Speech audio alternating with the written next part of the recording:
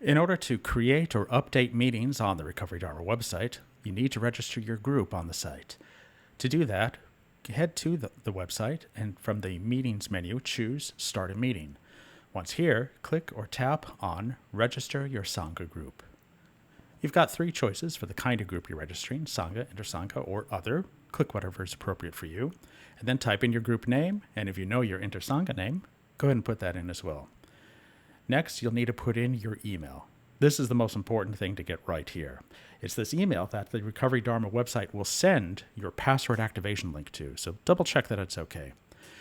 You can then fill in other fields like the website or your phone number of the group here. Note I'm using the country code +1 to indicate that this is a United States group. Go ahead and fill in the country code appropriate for your group. And if you happen to know the mailing address for your group or the physical address, you can put that in like I'm doing here. I'm also including the country.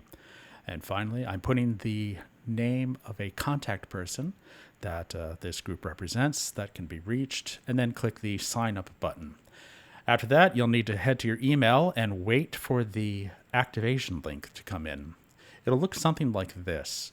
Once this email arrives, note that there's a username and also a link to click to activate your account and set your initial password.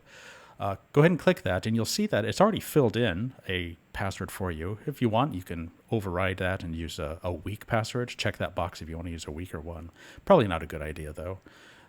If you want that generated password back, just click that Generate Password button. Whatever you do as far as your password is concerned, make sure that you note what it is, because you'll need it in order to log in later on and add your meetings. Anyway, that's it for this video. Other videos will show you how to create new meetings and update existing meetings. Thanks for watching.